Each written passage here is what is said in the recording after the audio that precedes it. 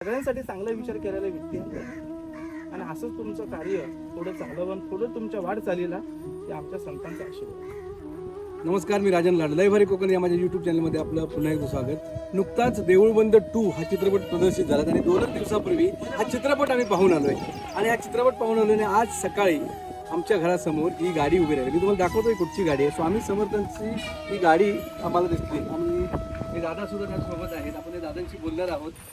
दादा नमस्कार. नमस्कार. स्वामी समर्थांची ही गाडी आम्हाला दिसली, तुम्हाला आम्ही थांबवलं. तर थोडंसं आम्हाला जाणून घ्यायचं आहे, लय भारी कोकणचं आपलं चॅनल आहे, की आपलं हे कार्य आहे ते कसं चालतं, आपण कुठून आलाय, त्याचं नाव कसं आहे आपलं? माझं नाव सनी सुभाष शिंदे. आम्ही सोलापूर जिल्ह्यातून हा रथ घेऊन इकडे येत असतो कोकण पंचक्रोशीमध्ये.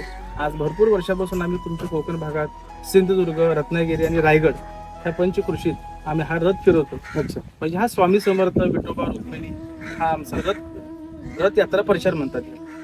तर ह्याच्यातून जे काय अनुदान भेटतं ते कुठंतरी आमच्या एक स्वामींच्या कार्यासाठी, आमच्या प्रचारासाठी, एक गौशाळेसाठी, एक अनाथ मुलांच्या आश्रमासाठी हे दान आम्ही यूज करतो. कोकणामध्ये आलायत, किती दिवस झालेत तुम्हाला कोकणामध्ये येऊन? कोकणामध्ये आम्ही येऊन एक 15 दिवस झाले सध्या. 15 दिवस झाले. आणि हे दरवर्षी तुम्ही कोकणामध्ये येता का? वर्षाला येते. मे महिना. आता आम्हाला असं दिसलं की काही लोक येतात ते कुठची महत्वाची परवानगी न घेता गावात फिरत असतात, तर तुम्ही त्याच्या काही परवानगी वगैरे घेता का?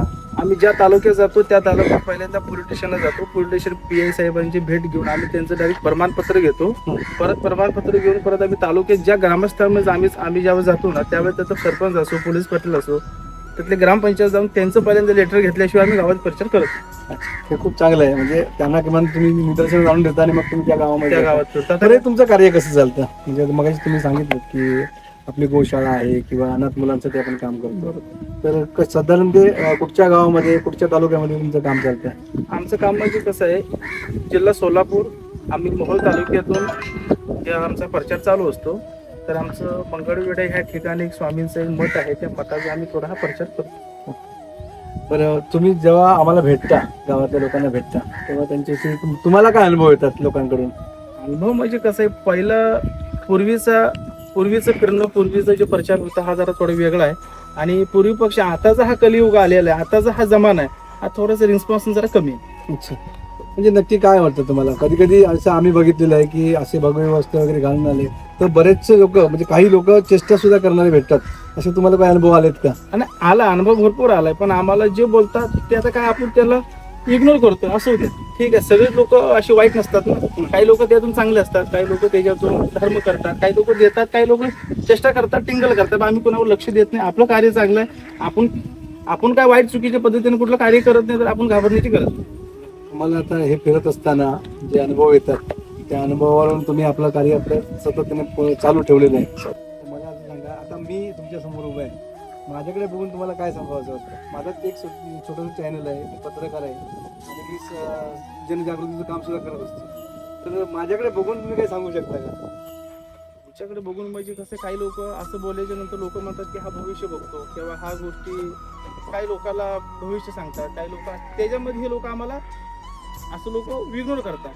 पण आम्ही हे बोलतो हे भविष्य नाही, हे कुठंतरी एक आशीर्वाद, हे कुठंतरी पूर्व एक आम्ही एक नाथपंथी लोक असल्यामुळं लोकांचा चेहरा फेसटिंग करून थोडासा लोकांच्या चेहऱ्याकडे बघून काही गोष्टी आम्हाला पुढे जाणून येतात.